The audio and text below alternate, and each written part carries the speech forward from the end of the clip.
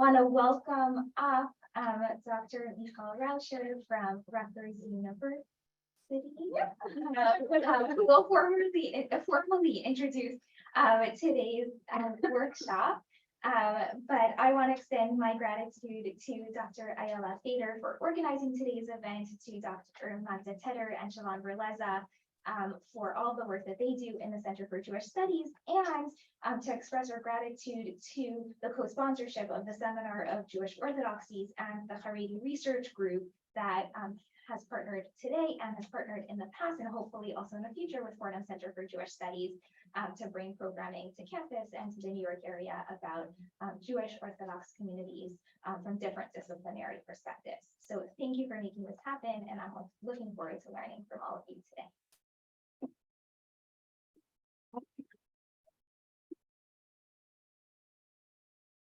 Hi, it's wonderful to be here. Thank you to Fordham for hosting. It's great to be together. I feel like we say that a lot now, and I mean it every time. So my job is to introduce my esteemed colleagues here, and just to give a little taste of the work that they do already before we hear about some of this new exciting research that they're engaged in.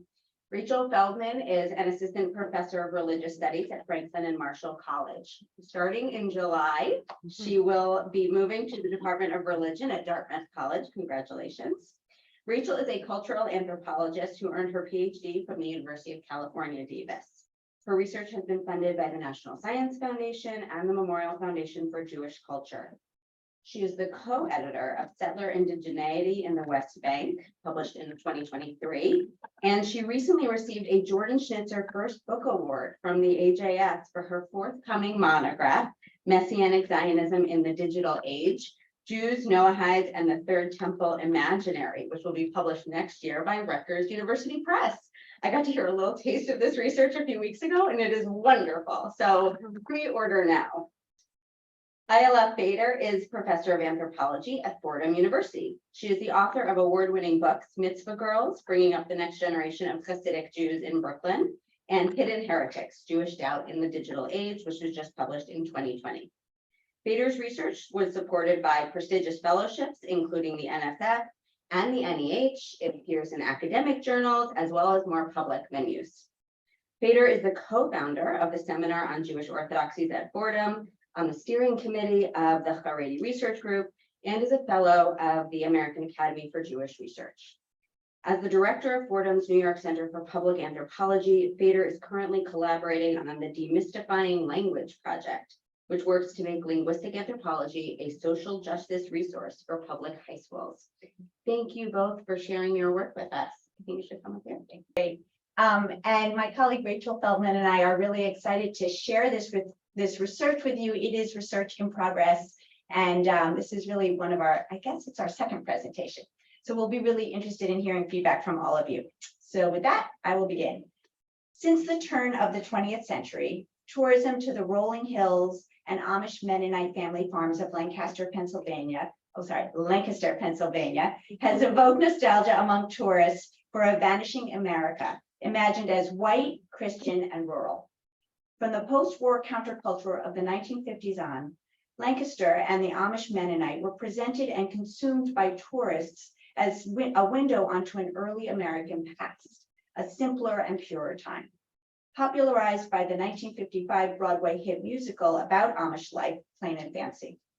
A 1950s National Geographic article described the Lancaster Amish as, quote, incarnate symbols of America's past, manifesting a frontier spirit evident in their rugged lifestyle, rural atmosphere, and barn raisings.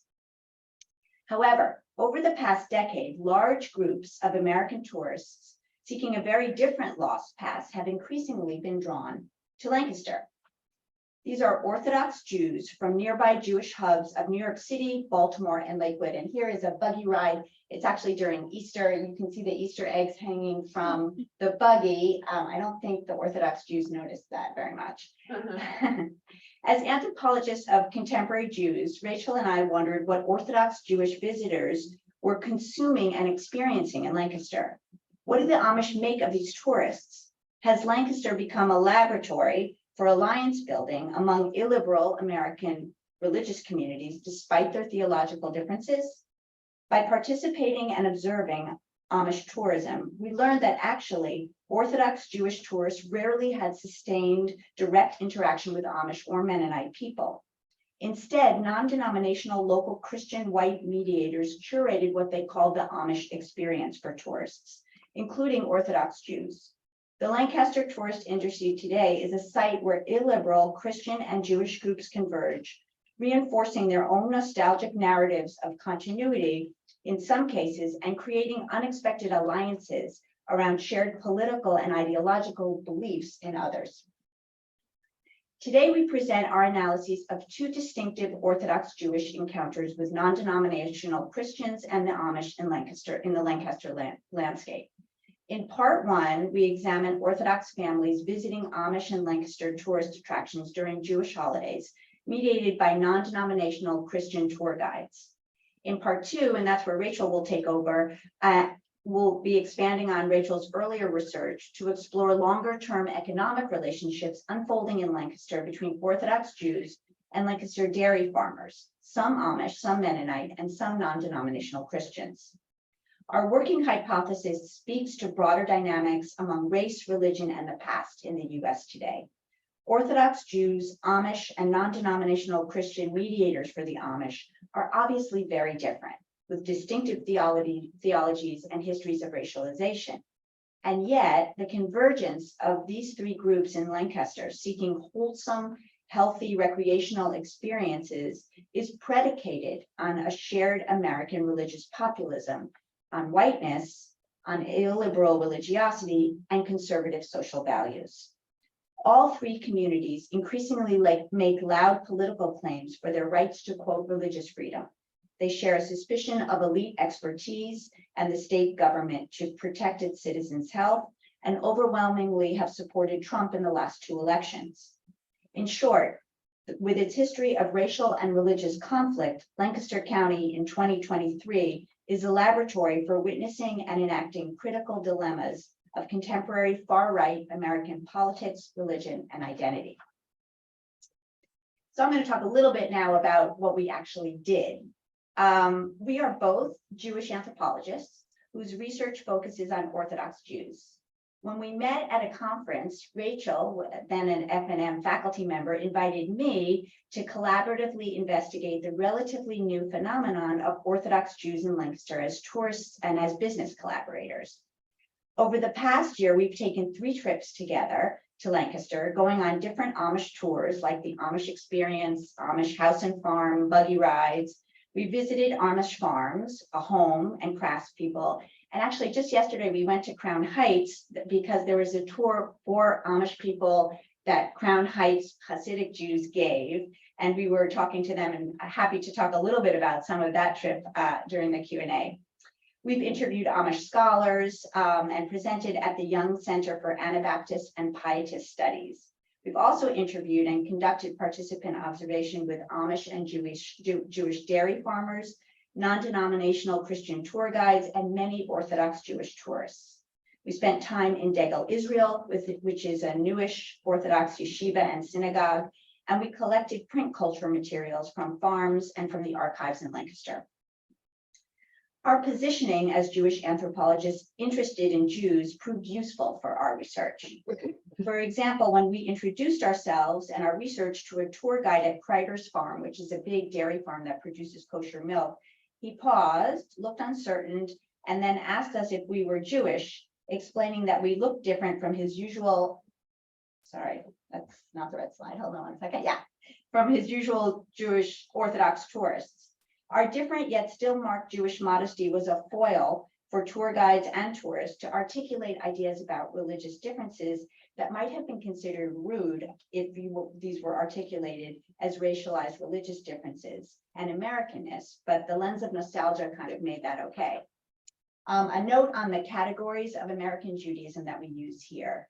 We use the term Jewish orthodoxies, which is something that I have written about with Orit Avishai, to account for the diversity of observant Jews visiting Lancaster, who all claim authenticity, but have very different histories and ideologies.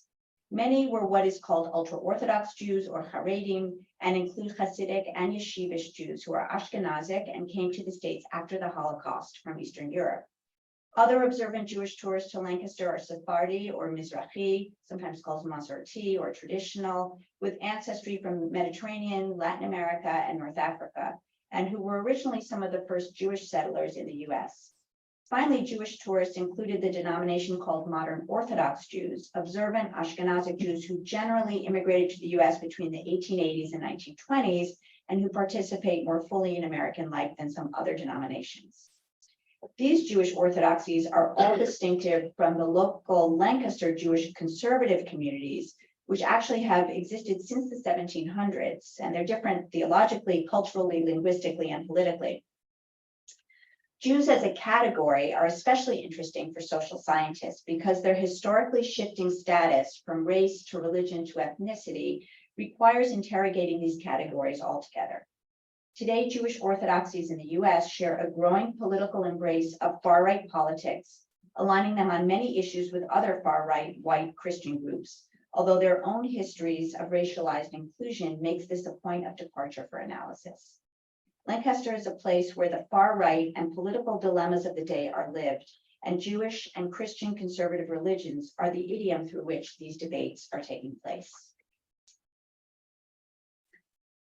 So I'm going to talk a little bit about the kinds of encounters that Orthodox Jewish tourists have when they visit.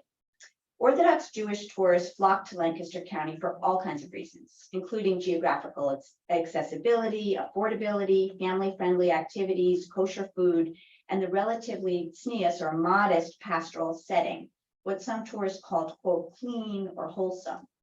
Lancaster business people like Clinton, who is the director of the Amish Experience, regularly advertise Lancaster tours in Orthodox Jewish presses in the tri-state area around Jewish holidays. Extended families often met in Lancaster, and business people rented out entire hotels and resorts, knowing that by providing suites with kitchens, gender-separate hours for the pool, and close access to tourist sites, they could be assured of sold-out blocks of rooms. One yeshiva student explained the draw of Lancaster by invoking a moral framework for Jewish-Gentile difference that extended to leisure and fun. Frum, or religious Jews, he told us, quote, don't want to spend time with goyim, or non-Jews, whose idea of fun is drinking and cursing and wearing immodest clothing like shorts and halters. Orthodox Jewish visits to Lancaster offered a kind of what he called kosher tourism. He explained, in Lancaster, kosher tourism included a safe blank canvas on which to project Jewish Orthodox moral narratives of the past. Hasidic and Amish similarities in dress, language, illiberal religiosity, and separation from the quote modern world has a history in modern American culture, which is evocative in cinematic moments that imagine scenes of mistaken identities. This is a scene from Gene Wilder, who encounters who encounters Gene Wilder playing a Hasidic Jew who encounters Amish people on the frontier, and the non-working link is a scene in Witness, the movie about the Amish, if you remember that, where the young boy is exploring 30th Street Station. He sees a man from behind, feels all happy to go see an Amish person, and then the man turns around and it's a Hasidic Jew. Outsiders to these groups find humor in the uncanny similarities between the two groups. However, the actual encounter of Jewish Orthodox tourists and the Amish in fact reproduced essentialized differences of theology, culture, and history. Orthodox Jewish tourists, Amish, and their Christian mediators each emphasized to us that superficial similarities aside, each was the chosen people with a monopoly on the truth. Visiting and touring Amish sites was a provocation to articulate, especially for children, how Orthodox Jews were special and distinctive. Some tourists wanted their children to see another community who lived apart and stayed true to their beliefs, although they denied any equivalencies between Judaism and Amish Christianity. So a mother from Lakewood explained why she wanted her children to visit Lancaster. She said, I think there's some experience of like them, her children, seeing what other people live like. And then we have our way of living and they have different ways of living. We have our lifestyle, they have their lifestyle differences, and we appreciate who we are. So I said, yeah, so just going to the Amish reinforces your own Yiddishkeit or Jewishness in a way.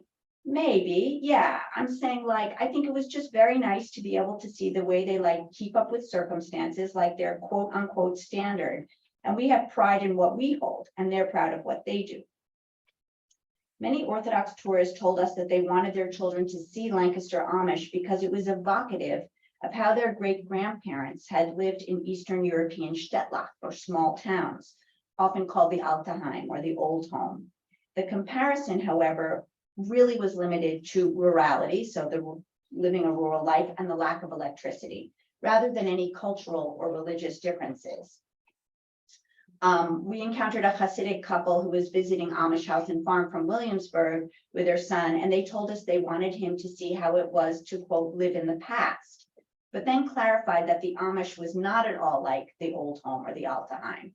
The wife said, it's not like the Alterheim, not like the Yiddish Alterheim. It's totally not the Yiddish Alterheim. The only thing the same is they didn't have lights, didn't use electricity. But everything that was, meaning in Eastern Europe, steht or was found in the Shulchan Aruch, which is a codified guide for religious life. And then her husband said, they don't do no electricity because it says in the Torah. And the woman said, right, we're totally not like them. So this couple distinguished that the sources for rejecting electricity or living a rural life for Jews was guided by Jewish law and custom, making them completely distinctive from the Amish, who of course do not follow the Torah. The couple elaborated, we're happy to see that still people go dressed conservative, like mention, like humans, not like animals, just on the street with just two pieces, right? And I said, so you're hoping to sort of show your son what the past looked like? And she said, right, exactly. Nothing about the religious past, the religious part. So the desire to show children what their great-grandparents' lives might have looked like turned Amish life on display into an exhibit to be consumed. As one Orthodox mother commented to her children on a buggy ride, this is how Bubby lived, Grandma lived. In fact, Hasidic Jews in Brooklyn often rent out horse and buggies during carnivals or in camps for Alterheim Day or Old Home Day, when children experience how their grandparents and great-grandparents lived. Similarly, Orthodox Jewish tourists translated concepts, objects, or information presented by tour guides into a Jewish lexicon for their children, a kind of koshering or making kosher that is part of the way that Orthodox Jews today incorporate new non-Jewish knowledge and objects into their lives.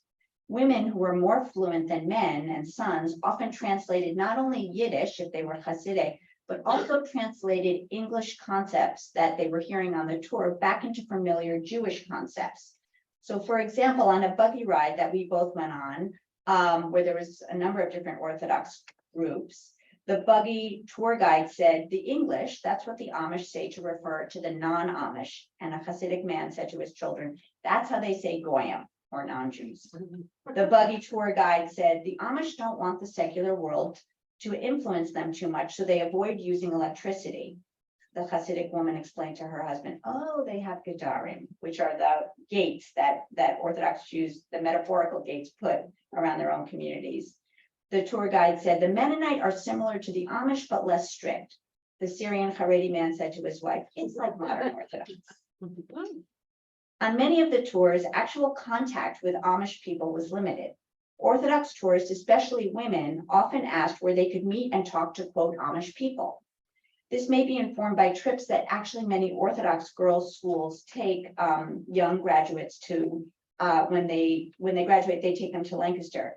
Contacts in the communities told us that their Hasidic schools arranged for them to visit an Amish family, and they sat and talked to Amish girls, asking them about their everyday lives. They didn't encounter this on tours, family tours.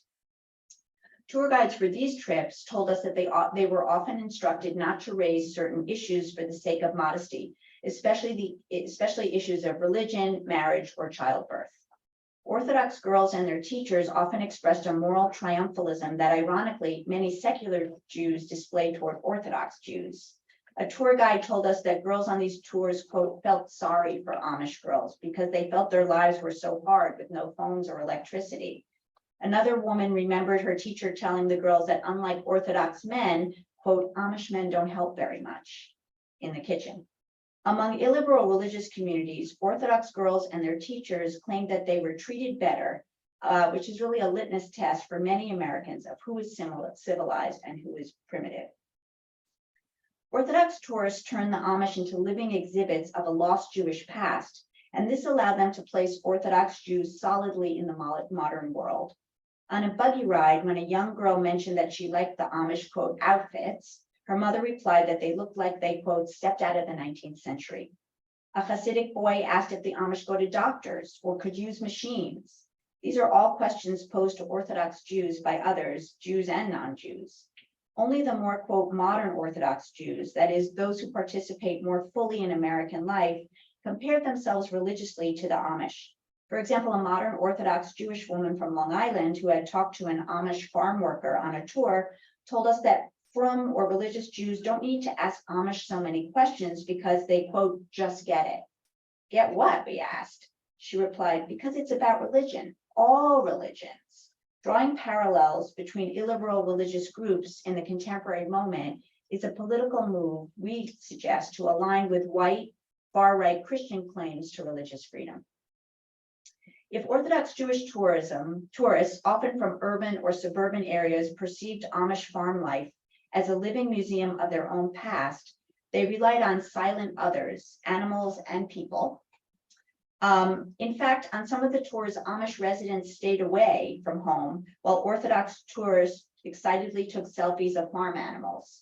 Another family told us about the Airbnb that they stayed in that was owned by an Amish family on a horse farm, where to the children's delight, they looked out of a window and saw horses and Amish people. And this is a view of one of the vans of that we passed by, and we took a picture from the window. In fact, Rabbi Green of F&M told us that Orthodox Jews who stayed in the Chabad house were often disappointed because, quote, they don't see the Amish from their window. Amish people were part of the living Lancaster landscape, a silent postcard reminder of the difficult lives faced by their rural great-grandparents in Eastern Europe, and positioning contemporary Orthodox Jews as fully modern and the chosen people. Orthodox Jewish tourist nostalgia, in fact, depended on being shielded from too many interactions with non-Jews and creatively finding ways to transport their kosher lives to Lancaster. The newly revitalized yeshiva and synagogue Degel Israel is an important destination for tourists with communal prayers 3 times a day, a kosher food shop, kosher kitchen, and a mikvah or ritual bath available to them. Degel Israel also became a gathering point where an unusual diversity of Jewish Orthodox tourists mingled, creating Lancaster as an Orthodox Jewish destination. When we visited during Sukkot, for example, the fall festival, large extended families were setting up tents and picnics and barbecues, while the synagogue rabbi grilled kosher hot dogs, hamburgers, and French fries.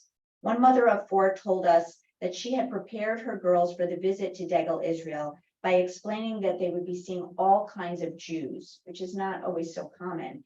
Some might be different from them, she continued, but they were all Jewish neshamas or souls. This is the kosher milk that Degel Israel store sells. So just a little bit now about some of the tour guides, and then I'll turn this over to Rachel. Amish tour companies and guides increasingly tailor their tours for Orthodox Jewish sensibilities. This included tours aimed at Orthodox Jews, like that of Miriam, who is a conservative Jewish docent at Amish House and Farm, who developed what she called the Jewish tour that compared Amish and Hasidic Jews, much to Orthodox tourists' dismay. A number of other tour guides told us that they learned to avoid mentioning Amish religious beliefs or the, quote, facts of life, reproduction and birth on farm tours, even with animals. This meant that tour guides, the majority of whom seemed to be retired white Christians, often needed to develop Jewish cultural sensitivities. At the same time, tour guides often introduced themselves over the course of the tour as, quote, Christians and Lancaster residents. The non-Jewish white American tourists on some of these same Amish tours often bonded with their guides, nodding emphatically or agreeing when a tour guide expressed approval for Amish conservative political positions. One non-Jewish couple told us that they returned every year to the Amish Experience VIP tour, which we were happy to take too, which along with visiting the steam engine exhibit, quote, reminded them of a simpler past. In response to our questions, non-Jewish tourists, tour guides, and some Amish farmers expressed ambivalence to us about the Orthodox Jewish tourists in Lancaster. They foregrounded Jews as religious others, city dwellers, outsiders to American rural history. Upon learning about our research, Diane, a tour guide for the Amish experience, told us that Orthodox Jewish visitors claim that they are similar to the Amish, but they are not because, quote, Jews don't believe in Jesus. When we stopped by an Amish leather worker shop, she pointed out that Jews are not craftspeople the way Amish people are. Similarly, when we asked an Amish dairy farmer about his experiences with Orthodox Jewish tourists, he mentioned that some were, quote, not always respectful, less interested in milking and asking inappropriate questions about family life. He shrugged and noted that their behavior was probably because most of them came from New York, which could have been true. As Diane provided general background on Amish beliefs and practices, she interwove her own politics into the story, signaling her religious and political affiliations. She let us know, for example, that she spent more time with the Amish during COVID because they didn't mask, and because, like her, they, quote, didn't want the government telling her what to do. When we stopped in a Mennonite quilt shop for another tour, we spoke with a Pentecostal couple, Sarah and Bob, on our tour. Sarah wanted to come see the Amish because she is an avid fan of Amish romance novels, what she referred to as clean fiction. She also admired the Amish and Mennonite lifestyle, noting that, like them, she drank raw milk and was opposed to vaccination. When her husband asked us if we were Jewish, he said, to our dismay, well, you'll have to tell me how you Jews get all the money. For non-Jewish tour guides and tourists, the Amish seem to represent authentic America. As we drove to our final stop on the VIP tour, Diane pointed out that the Amish don't fly flags on their homes because, quote, they believe in separation of church and state. She implied that the Amish were living authentic American lives and that contemporary flag flyers had forgotten or dismissed this foundational idea. At the same time, Amish tour guides and non-Jewish tourists all discussed the central American value of the family farm, often contrasted to big government-sponsored agribusinesses. Diane pointed out that the Amish drank full-fat milk from animals that were ethically treated, which led to healthier products for consumers. Small family farms became a symbol, especially during COVID, of American heritage and a return to, quote, freedom to go directly to producers without government interference. In part 2, we will see that for some Orthodox Jews who collaborated with Amish and Mennonite farmers, this had surprising resonance, suggesting that illiberal religious minorities in the contemporary world are making ideological, economic, and political alliances especially visible in the production of Lancaster dairy and milk. Hey. Thank you, Ayala. All right, let's talk about the milk. So, here, okay. So Lancaster County has actually long been an important regional center for dairy, meat, and snack food production. Far less known, however, is the fact that Lancaster County has also become a hub for kosher food production and kosher food tourism, catering to Orthodox and ultra-Orthodox Jewish communities. Over the past few decades, Orthodox Jewish mashgichim, kosher overseers, have increasingly worked with factory brands in the region to provide kosher certifications for their products. More recently, since around 2010, new grassroots collaborations have developed between ultra-Orthodox Hasidic Jews and local Amish and Mennonite farmers who produce organic, kosher dairy products according to the strictest kosher standards, a process that is known as Halav Yisrael. So the rise in kosher collaborations taking place in Lancaster County has occurred really in parallel to the steady rise of Orthodox Jewish tourism to the region. So while the two economies are not directly always related, there are points of overlap between them, between the milk and the tourism. This occurs, for example, sorry, I should have had this slide up before. But this overlap between the tourism and the milk occurs, for example, when Orthodox Jewish tourists plan their itineraries to include visits to Lancaster farms known for kosher dairy production. such as the highly popular Kreider's Dairy Farm Tour. So since 1973, Kreider's Farm has strategically expanded their clientele base to include religious Jews through successful kosher collaboration with Pride of the Farm. This is a religious Jewish nonprofit organization run out of Baltimore. Working in collaboration with a rotating team of mashgichim, kosher overseers from Pride of the Farm, who must be present on site on the farm in Lancaster at all times, Kreider's produces kosher milk, kosher ice cream, and yogurt products, complete with a kosher stamp and a Hebrew production date on the container. Today, half of all of Kreider's milk output is bottled and sold under the kosher Pride of the Farm label to religious Jewish communities that are, from a demographic perspective, increasing rapidly and thus provide a sizable and reliable consumer base for a dairy industry that is shrinking, especially as affordable non-dairy alternatives flood the market. So religious Jewish tourists were attracted to Lancaster County in part because it afforded them an opportunity to see firsthand where their kosher dairy products are coming from, as they witnessed the kosher process taking place on the farm. Orthodox families were enthralled by the fact that they were not only witnessing the production of spiritually superior kosher food, Chalav Yisrael products, but that it was also superior in terms of healthiness, the fusion of kosher standards with organic, local, and farm fresh standards. So religious families visit local Amish farms known for the production of organic kosher dairy products. This, in addition to Kreider's Farm, this included Miller's Organic Farm. Kreider's is a rather big enterprise, big commercial enterprise. Here's an example of a farm that's really a small scale, family-owned Amish farm.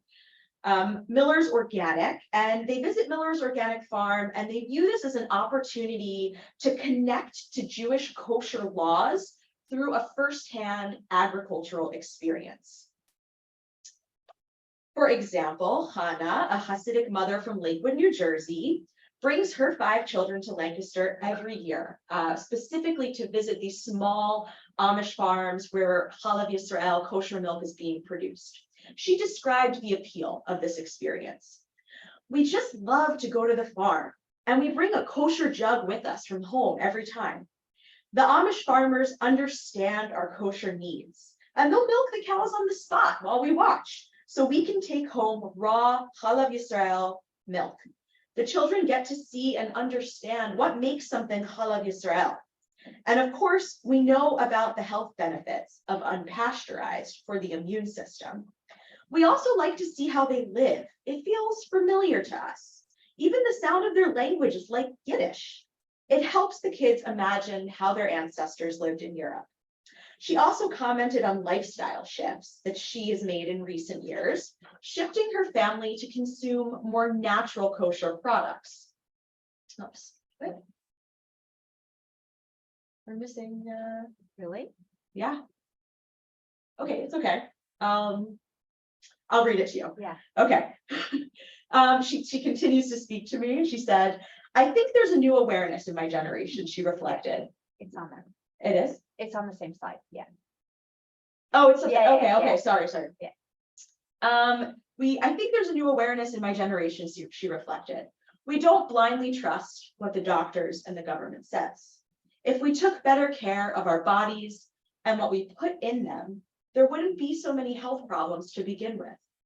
We have to remember the practices and wisdom of our ancestors. They drank raw milk every day. For Hannah, consuming farm fresh, raw, kosher milk is part of a reinvigorated mind and body consciousness that pushes back against the negative influences of modern urbanized life. In Lancaster County, milk from local dairy farms is a highly connective substance, materially, economically, ideologically, and spiritually. Milk was an important object of consumption and touristic fascination for our interlocutors. A core attraction in the local tourism industry that funneled Jewish and non-Jewish tourists alike to Amish farms where they could witness these traditional milkings up close. Milk, we discovered, had a number of political resonances and could become the basis for ideological overlaps between unlikely parties, a material and ideological point of contact. Milk was a substance that brought together religious Jews and religious Christians into close proximity, as their mutual interest in milk, we discovered, was also spurred on by shared anti-government, anti-vax, and organic health ideologies that were augmented in the wake of the pandemic. In the post-Trump, post-COVID era, organic milk consumption and milk tourism holds political meanings. For example, we also stumbled upon anti-vax literature that had been left on display at Amish and Mennonite farms for visiting tourists, such as these pamphlets that we discovered at Dutch Meadows, another popular Amish farm in the tourist itinerary.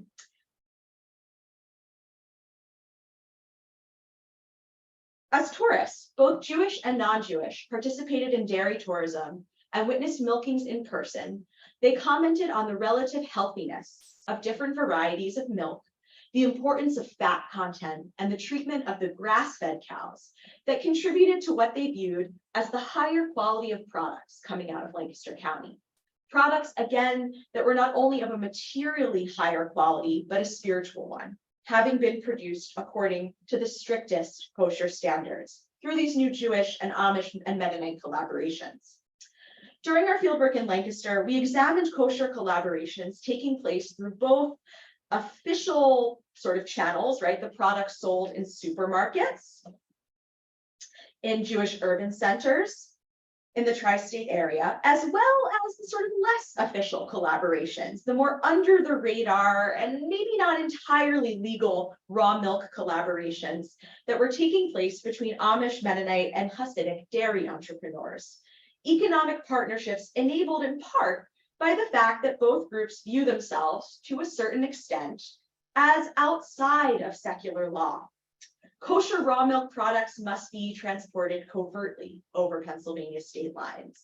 And after that, they're sold under private Hasidic labels in New York State. According to the Pasteurized Milk Ordinance of 1987, it's illegal to transport unpasteurized milk across state borders. Organic kosher meat and dairy products, often procured through informal markets, are now consumed by a growing clientele of ultra-Orthodox Jews who've developed a desire, again, for these more natural kosher products. And here's just an example of some of the unpasteurized raw milk products that were on sale for tourists when they were visiting Lancaster County. Another important theme that emerged from Amish Jewish kosher collaborations that we documented was the recognition of a shared religious commitment to living in certain ways that made each group legible to and established trust in one another. Not that either group exchanged theological ideas, but rather because both Amish farmers and Hasidic businessmen were both part of an illiberal religious life, they respected each other and believed each group was ethical and felt that the other group could understand their everyday practices. Informants often invoked a discourse of religion based on a shared commitment to lives that were structured by the Bible. For example, we interviewed Asher, a Hasidic mashgiach, kosher overseer, living in Lancaster County, who had been involved in kosher collaborations with Amish farmers, both in the formal channels and more informal underground kinds. In one interview, Asher reflected on the process of teaching local Amish and Mennonite farmers about kosher regulations, a process that he believes was eased by the commonalities between the two communities and a respect for each other's idiosyncratic religious obligations. His quote is, "It's worth quoting at length." For the most part, it was easy to explain to Amish people. It was easier to explain to Amish people than to the general non-Jews because they have stuff they do for religious purposes. And a lot of people say, oh, these crazy, strange people, why do they ride in cars, but they don't own them? When I explained our own crazy rules, it wasn't so crazy to them. The truth is we have a tremendous amount in common, besides the fact that they also wear hats and beards. Both communities have big families. They're very family oriented. Their life is based around their religion and community and family. An Amish guy once said to me, I can't believe what you believe, but I respect your beliefs. I found that I was treated with a lot of respect. Being a religious person myself, I was treated very nicely, and it became a kind of barter. Since they don't have cars, I would drive someone someplace, I would do something for them, they would do something for me. Because we have special needs of kosher, they would help me be very careful with certain things. They also gained respect for how I live and how strict we are, and it became a very balanced reciprocal relationship. For Asher, his experiences working side by side with Amish family farmers, waking before dawn to arrive at the farm in time for morning milkings, altered his own views on health, food awareness, and eating habits, as he observed Amish family and health ideologies and found them to be compatible with his own observant Torah lifestyle. I learned a lot from working with the Amish farmers, he reflected. I learned a lot about the difference between healthy foods and commercial foods. Most of the milk that people buy these days comes from these large Holstein cows, which are penned in their whole lives. Whereas if you go to an Amish farm and he's certified organic and grass-fed and grows his feed for his Jersey cows, they don't produce as much milk, but it's richer, higher in protein and fat. And he has some cows that he's been milking for 19 years. Can you imagine the health of that cow? That's the difference between tending and taking care of your animals and using them like a machine. According to Asher, the Amish commitment to quality over quantity, the care and respect exhibited towards their animals reflected the Torah concept of tsar bale chaim, the suffering of animals, the Jewish requirement of treating animals humanely and implementing practices that protect their welfare and prevent their suffering. Asher, who grew up in a Hasidic community in urban Brooklyn, disconnected from nature and his food sources, felt that his experiences in Lancaster County enhanced his understanding and appreciation for Jewish laws pertaining to kosher food preparation. How many mitzvahs of the Torah are connected to working the land and the animals, he exclaimed. Our non-agricultural society is missing a lot of Torah because we don't really know what we're talking about. It's one thing to learn about animals when studying kosher laws, but it's another to see them and work with them. To help bridge the gap between urban ultra-Orthodox Jews and their agriculturally rooted religious source texts, Asher regularly leads tours of Hasidic youth who travel from Brooklyn seminaries to visit Lancaster County farms. Okay, I want to sort of expand out a little bit here now that we've taken you deep into the ethnography. So as the previous vignettes illustrate, again, milk carries with it multivalent spiritual and political sentiments that in our forthcoming publications, we want to consider in relationship to broader histories of whiteness and settler colonialism in the Lancaster region. Through its association with particular religious, right-wing, and illiberal ideologies, milk is racialized in particular ways in America. It's tied to nostalgic social constructions of American purity and whiteness that, as Ayala explained, have historically been attached to the Amish themselves.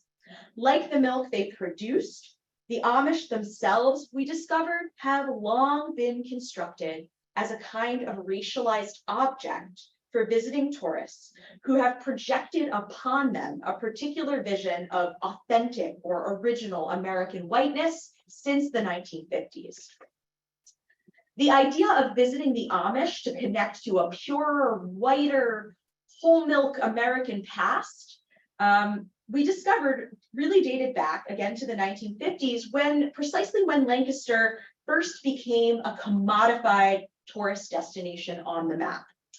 We took a trip to the Lancaster Historical Archives, and one pamphlet that we found was particularly revealing. The forward to this pamphlet, which is really sort of from that beginning moment of interest in Amish tourism. So the forward to this pamphlet, I have it typed out here, reads as follows. Much has been told and written of the second vanishing American race, the Pennsylvania Dutch. Much may yet be chronicled to supplement the already yellowed parchment of its everlasting history. In the final struggle to survive the encroachments of each oncoming generation of American culture, it has become as the condiment apportioned and ladled into the brew. As it simmers and spills over the brim, we view the process of crystallization into a heterogeneous blob of restless alchemy. Very dramatic language. But the substance remains, even though distinguishable to a diminishing degree, in direct ratio to the dialect and primitives which have been stirred into the batter. The purpose of this volume, the first of a series, has been to capture and preserve some of the color and romance of the staunch race, which toiled as it built in the wilderness with the foresight that the harvest of its labors would be passed along for those generations to follow with the blood of freedom flowing in their veins.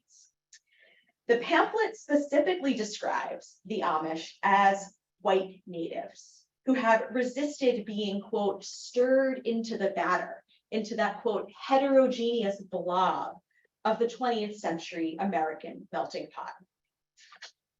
So as we're thinking about these deeper histories of milk, the Amish, and forms of touristic nostalgia in America, one question we want to ask is, well, what relationship do Orthodox Jews have to this history and to this particular romanticization of the Amish as America's white natives?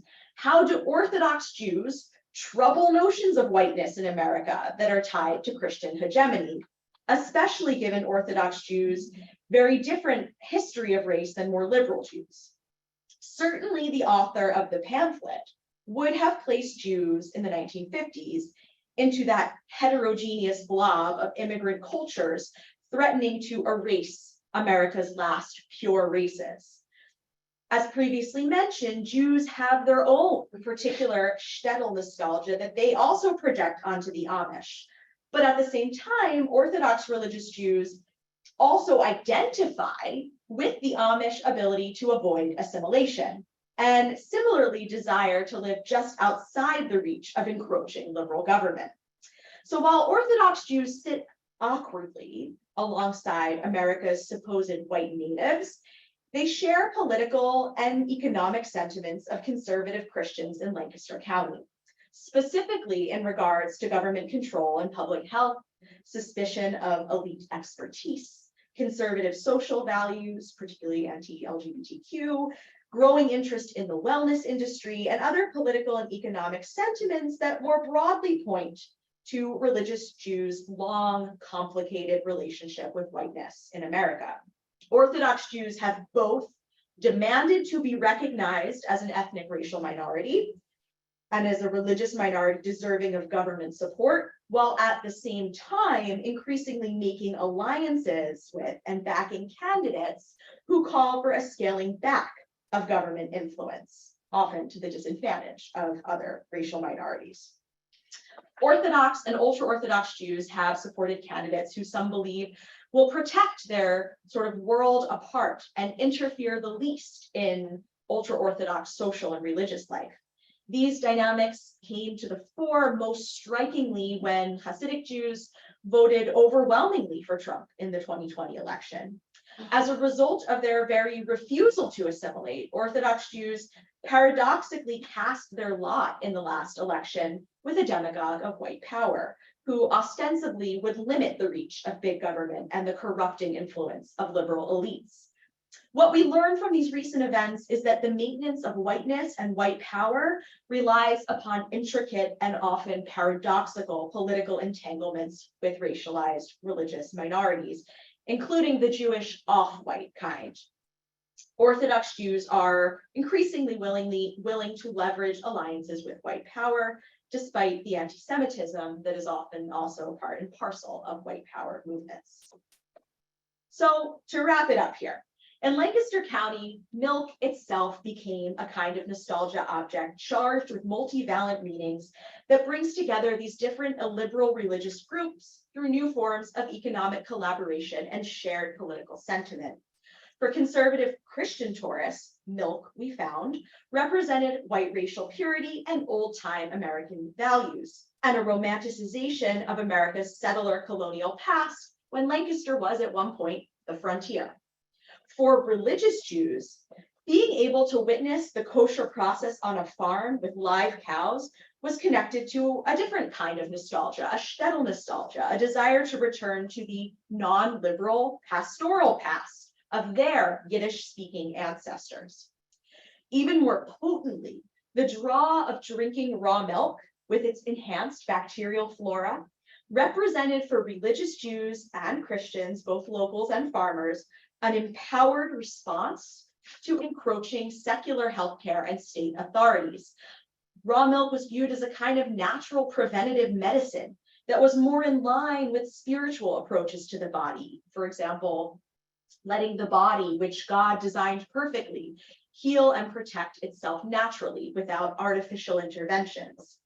So while there are many points of comparison between the tourism and production of kosher products as arenas for shared ideological sentiments, there are also some distinct differences. The growing touristic presence of large numbers of religious Jews in Lancaster County, as Ayala documented in the first part, has not really led to meaningful interfaith relationships. Interactions between Orthodox tourists and local Amish and Mennonite farmers remained rather superficial. Religious families used the Amish as a nostalgic screen to connect to an imagined past, and they enjoyed translating Amish cultural practices into Yiddish ones, or into Yiddish phrases or Jewish cultural practices. And they were very careful to reassert that there were fundamental theological differences between the communities. However, in the world of kosher collaborations, we found that ultra-Orthodox, Hasidic, and Amish relations were of a distinctly different nature. And there was a foundation of trust, respect, and acknowledgement of shared spiritual and ethical values based in the Bible. Kosher collaborations, in particular the production of Chalav Yisrael milk, requires the daily presence of Jewish mashgichim, kosher overseers on Amish and Mennonite farms, a presence that has brought Hasidic Jews and local farmers into close contact and led to the formation of friendships and trusting economic relationships. Through these encounters, Amish and Mennonite farmers are not simply the religious other upon which to gaze upon and consume, but a religious other that they could identify with and experience a kind of solidarity. In our forthcoming publications, we plan to continue following the milk in Lancaster County and beyond as it travels to Jewish communities in New Jersey and New York. We plan to continue examining its many meanings, the variety of political, economic, and religious sentiments that seem to be attached to the substance. We will examine new forms of dairy agrotourism and kosher dairy collaborations, while again, trying to really situate these emergent phenomena inside broader racialized politics of milk in America, social constructions of whiteness, and the longer history of settler colonialism in Lancaster, which we couldn't really go into so deeply, but we really wanted to flag here today. So we're particularly excited to think through this very fresh material with you, and we really welcome your questions and comments at this point. Thank you so much.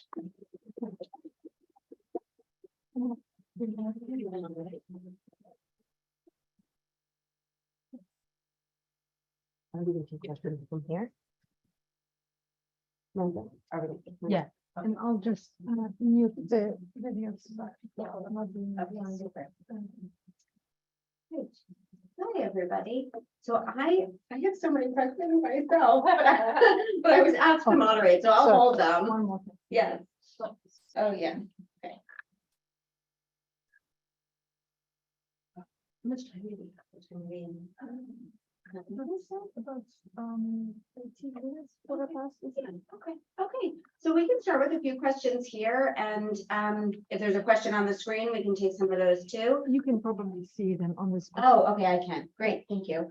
Okay, thank you both for this wonderful paper. As I said, I have so many questions that I'm going to pepper you with if there's silence, but I doubt it. I see we already have a lot of questions. Okay, please, would you introduce yourself and then share your questions? Hi, I'm Mary. I was wondering, you spoke about cows. Do they do any goat milk? Yeah, lots of goat milk, And goat milk has been around in religious Orthodox communities for a long time, often given to kids who are lactose intolerant. And so that's not that new, but it's goat milk raw.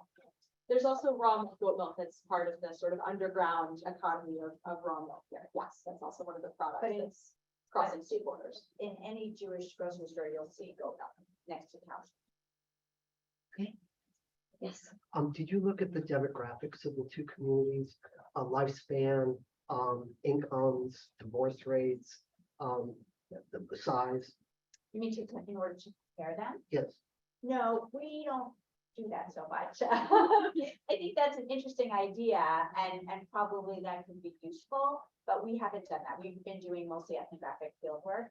And the numbers on ultra-Orthodox Jews are not, are contested, let's say, that it's hard to count. Lifespan probably, but yeah. That's an interesting question.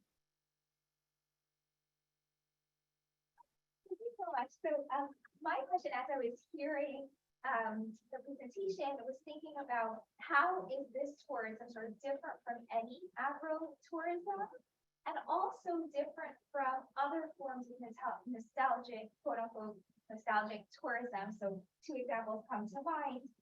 Visits to kibbutzim in Israel, that's sort of like returning to some earlier Zionist agricultural past, and then also visits to Bedouin families and tents and sort of family hospitality in the Negev, as also somehow returning to some sort of nostalgic past. So I'm curious about how you contextualize what's happening here and sort of draw out what's actually unique about the ultra-Orthodox experience and what is a broader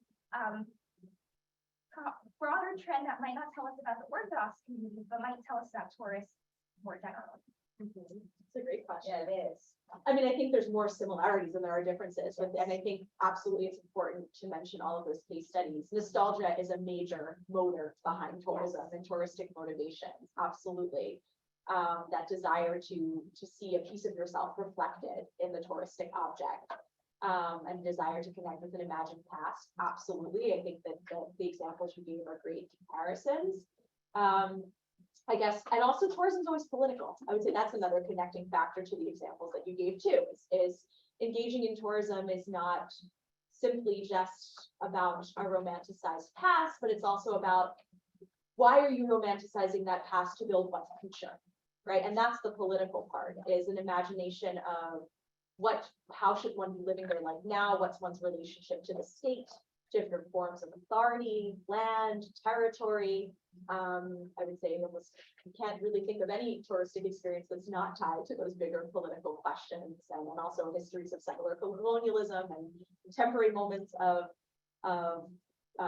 neo-colonialism. So I would say this fits inside that broader spectrum. I don't know, can you think of a distinct? Well, I think what's interesting is the examples that you're giving, Sari, are of Jews visiting other Jews. I guess the Bedouin is different, right? The Bedouin is different. It's more like the Bedouin. But what's interesting is in Israel, and there's a big literature on tourism in Israel, but here we have Orthodox Jews visiting people who really have very little in common with them historically. We were surprised to see the shtetl invoked by these Amish farms. It was not obvious. It was a stretch. And so I think the kind of differences that you have in the United States makes that quite distinctive. Like in Israel, people are debating the rights to live in that land, right? Even when they're visiting the Bedouin. But here, I think the conversation is more contested ideas of American citizenship and histories. But for Orthodox Jews, what's so interesting is it's also a chance to socialize their children into like, this is what we used to have, even when it has nothing to do with the shtetl. I think another thing that sets this case study apart, that makes it part of what's tricky to think about it, is we're talking about a religious minority that is used to being gazed upon, that is then engaging in the gazing upon another religious minority. That's really interesting to us, and and sets it apart from the examples that you gave, and what's going on there exactly, right? And we discovered too that the reverse has also happened. Amish and Mennonite groups have because they've now been exposed to so many Hasidic Jews in Lancaster, have become curious, and they've gone on tours to Crown Heights, for example, to engage in that kind of gazing as well. And wait, I'll just say one more thing, Yeah. and then we'll follow on like that. But one of the reasons that there's such a new interest in going on these Crown Heights walking tours is, of course, all the popular media on Orthodox Jews. You know, like a lot of Europeans who've seen unorthodox or shtisel or whatever are suddenly really curious to find out more. And so there's been an explosion of walking tours in Brooklyn neighborhoods as well. So you talked about race and whiteness in that way. So historically, obviously, the majority of farm workers were Black Americans in the United States. Yeah. So can you talk a little bit more about the erasure of the Black American farming past and the rise of the trope of the white farmer as the American, quintessentially American farmer, and how then that connects to the nostalgia and the themes that you brought up. And the second question, take it or leave it. It struck me this attraction to raw milk, also the role of the New Age kind of fashion and ideology and what's the way it enters into the Hasidic or perhaps even Amish culture. Let's do the first one second. Okay, we'll take both. Okay. So that's a really interesting question, Micah, because we've been talking about the erasure of the American Indians in Lancaster. We haven't really, I think we haven't really talked about Black farmers, but I think that the Amish as a relatively closed community are a picture of all whiteness with that erasure. Just to, so yeah, I think that first of all, that is something we can dig into in the literature that's and think a more good with. So that's really important that you flagged that. Yeah. So as Ayala was saying, the one erasure that was definitely on our radar was the erasure of Native American communities. The Amish, even though they are nonviolence is really important to them. They don't take up weapons. The fact that they participated in clearing a part of forest lands was a way in which they were sort of put in the middle in the process of settler colonialism, and they were brought in the cleansing of Native Americans in Lancaster County. They were sort of a buffer, we could say, to settle the land and convert the land from Native American homeland and forested land into agricultural land, which completed their erasure.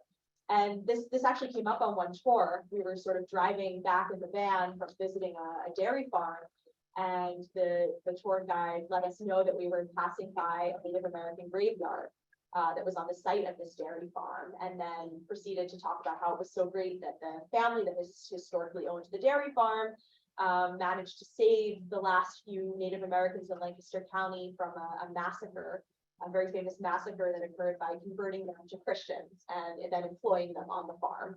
So there's a way in which dairy farming absolutely operates as erasure, and you're absolutely right to flag a much bigger history here and literature. And Christianity too. I think that's really important. And thank you, that's helpful. And to the second part of your question, it's something that we're really interested in, both separately in our individual work and then together in the project. So we see this kind of wellness, I would say less new age and more of the wellness industry, which includes therapeutic approach, mind body, supplements, positions on vaccination.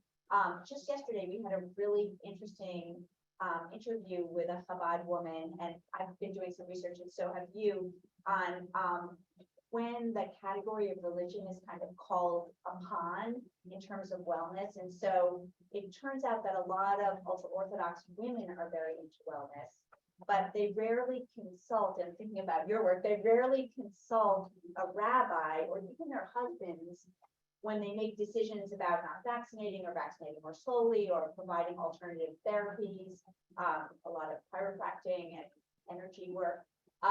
Because they say that it's not religious. And when we've inquired in different contexts, actually, they say it's not about Jewish law, it's not about halacha. And so we asked yesterday, is it about spirituality? Because a lot of the wellness industry does talk about spirituality, and the concepts and the language are really different. So the word in Yiddish and Hebrew is ruchnius, right, for spirituality. No one has claimed that spirituality is part of this wellness, like Jewish spirituality. And in fact, the tour guide, we were talking to his mom and to him, and he said, Ruchnius is a Jewish law concept. It has nothing to do with the idea of spirituality. So that's something we're trying to unpack as well. I think that's a really important way into understanding wellness, which actually has a lot of Christianity sort of at its foundation. So the way that wellness gets redeemed or koshered or made kosher, the kinds of religious positionings are something I think that we will be following.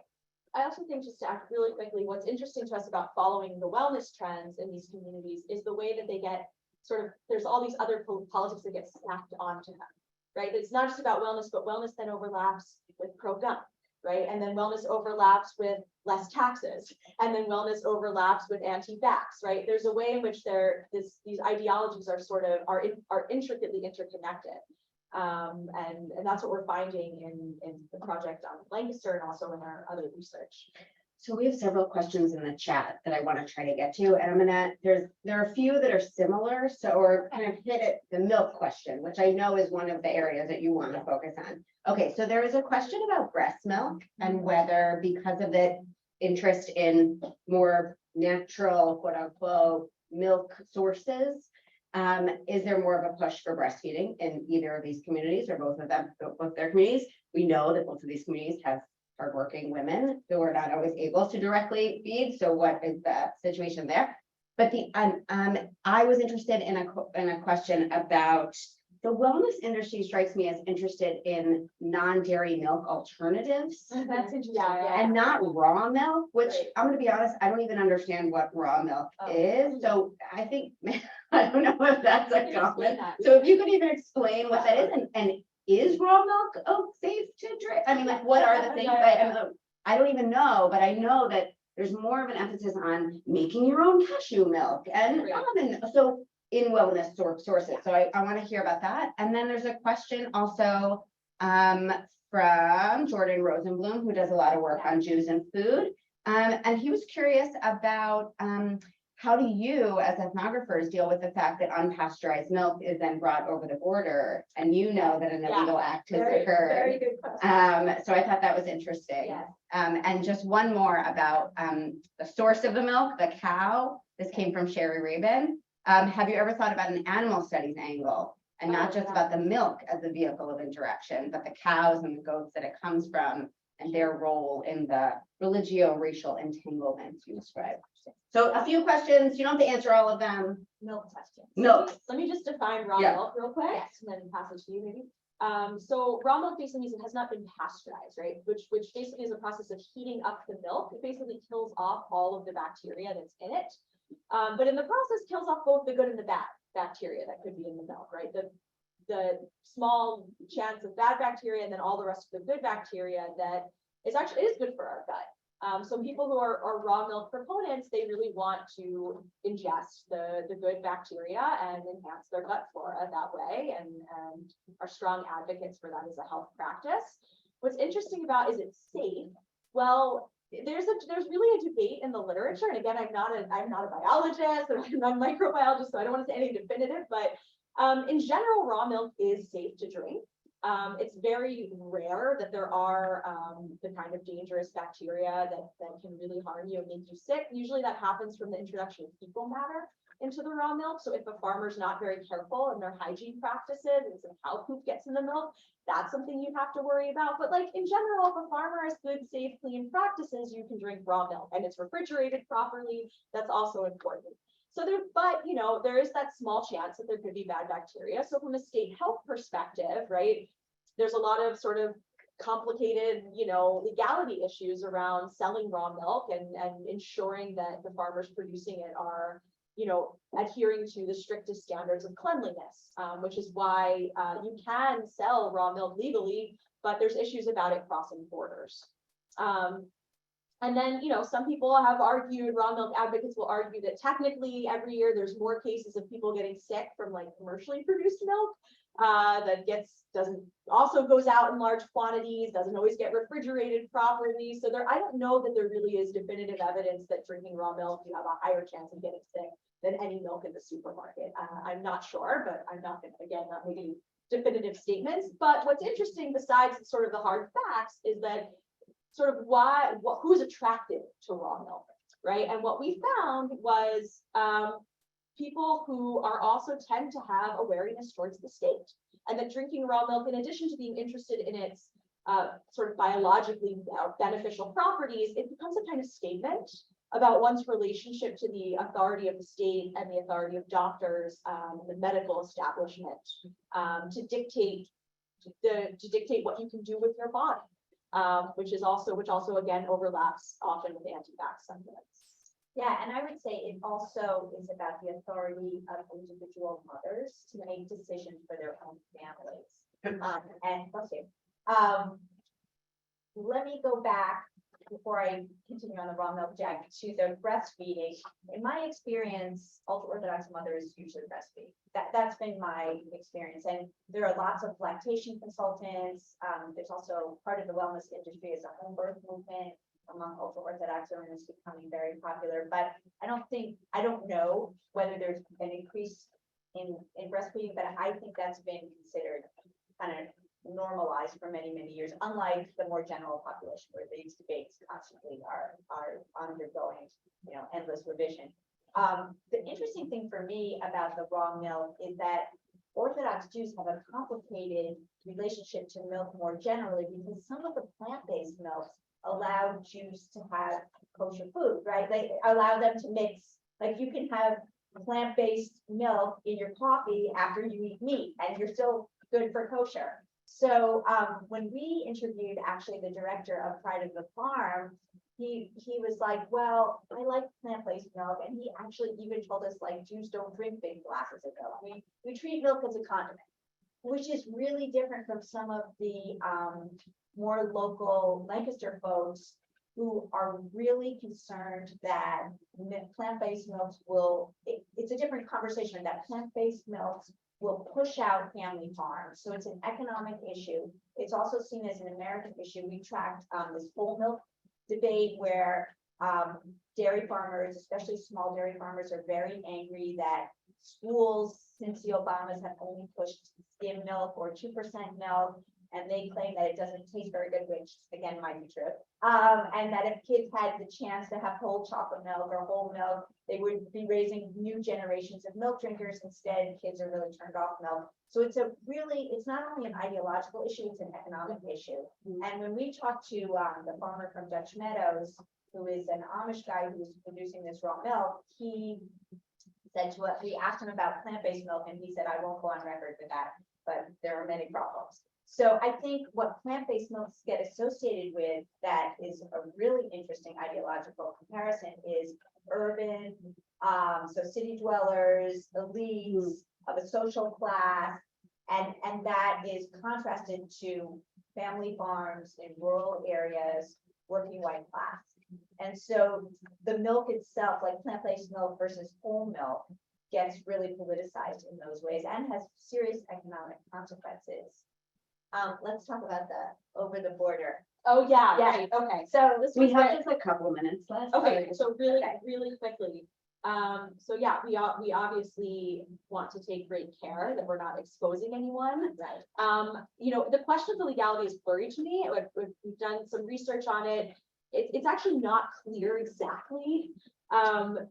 It's possible that the quantity is so small that it's actually not illegal, that Like it's a still drug like at a farm breaks. right, that for sure is fine, right? A family going and collecting their own milk on a farm, bringing home is fine. Now, when you get to like a van with 50 to 100 jugs, like, I don't know. The law's a little blurry here about what it defines as sort of small, amounts bought from farmers.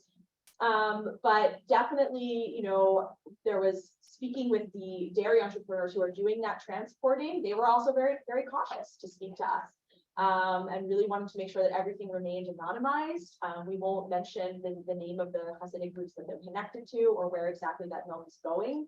I think it's also really important to note that the Amish, part of the reason they're selling to Hasidic Jews is that Hasidic Jews are willing to do the transport, because that's actually the legal part. When the Amish farmer sells to them, that's not such a big deal, but who's taking it across the border is a big deal. So the dairy entrepreneurs here are actually assuming quite a bit of risk.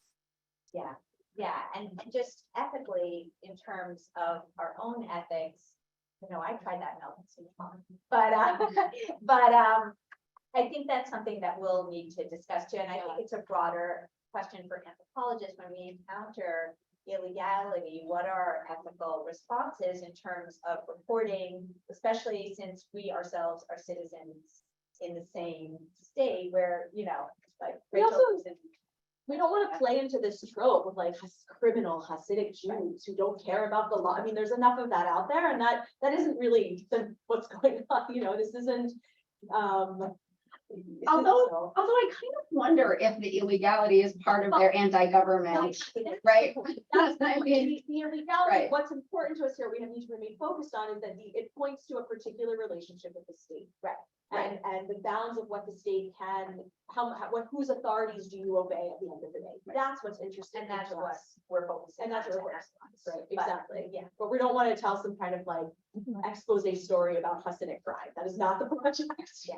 I want to ask one more final question, and that's on kind of a light note, which is I mapped while I was sitting here, the distance between Degel, Israel, Yeah. and Hershey Park.